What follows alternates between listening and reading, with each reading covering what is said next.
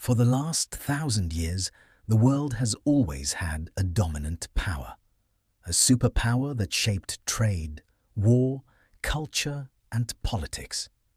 And every single one believed their dominance would last. History says otherwise. Let's walk through the last millennium and see how superpowers rose and why they fell.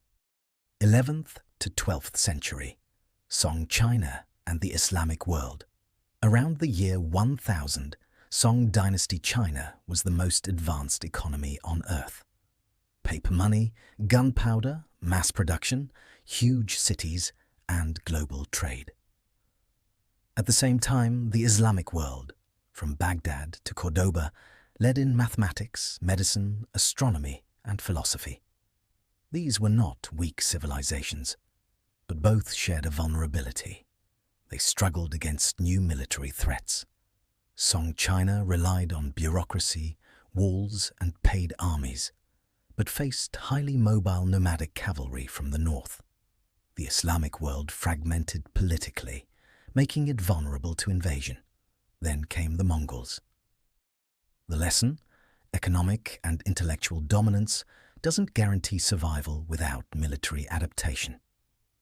13th century, the Mongol Empire. The Mongols created the largest land empire in human history. They conquered faster than anyone before or since. Speed, coordination, psychological warfare. But conquest outpaced control. After Genghis Khan's death, succession disputes split the empire into rival khanates. There was no lasting administrative system. Unity vanished. The lesson? Empires built on force alone struggled to endure. 14th to 15th century, Ming Dynasty, China. After defeating the Mongols, the Ming Dynasty rebuilt China into a global powerhouse. Massive fleets sailed across the Indian Ocean. Chinese ships reached Africa decades before Europe. Then, abruptly, it stopped. Exploration was cancelled. Foreign trade was restricted. Bureaucracy expanded while innovation slowed. Meanwhile, Europe advanced in navigation, weapons, and finance. Ming China didn't collapse immediately, but it fell behind. The lesson? Withdrawing from a changing world has long-term costs. 16th century, the Spanish Empire. Spain became the first truly global empire. Silver and gold flowed from the Americas into Europe. Spain looked unstoppable. But wealth created complacency. Instead of investing in industry, Spain funded endless wars. Inflation soared. Debt mounted. Spain was rich, but economically hollow. The lesson? Resource wealth without sustainable growth weakens states. 17th century, the Dutch Republic.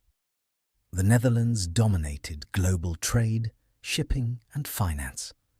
They invented modern capitalism, stock markets, and global banking. But their success attracted competition.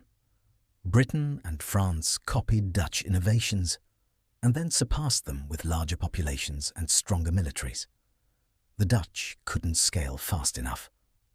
The lesson? Being first doesn't mean staying first. 18th to 19th century, the British Empire. Britain mastered industry, finance, and naval power. At its height, it ruled a quarter of the world. But empire is expensive.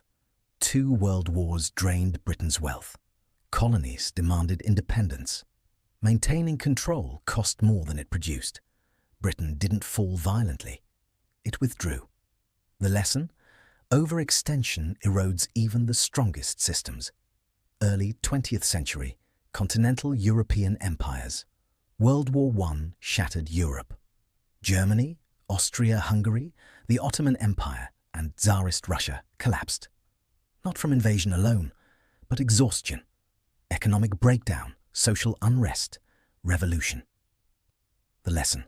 Total war destroys empires from the inside out. Mid to late 20th century, the Soviet Union. The USSR rivaled the United States militarily and ideologically. It controlled half of Europe, but its economy was rigid. Innovation lagged.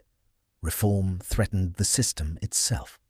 By 1991, the Soviet Union collapsed without a single foreign army invading Moscow. The lesson? Systems that cannot adapt eventually break. Late 20th to 21st century, the United States, the US, emerged as the dominant global power. Military reach, dollar dominance, technological leadership. But history offers a warning.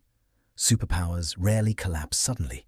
They decline through internal division, endless conflicts, economic strain, loss of trust at home and abroad.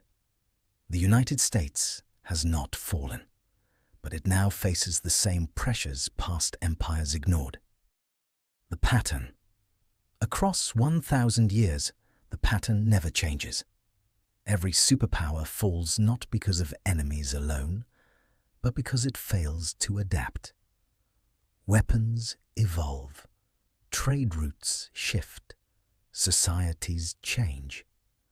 Those who adjust survive. Those who don't become history.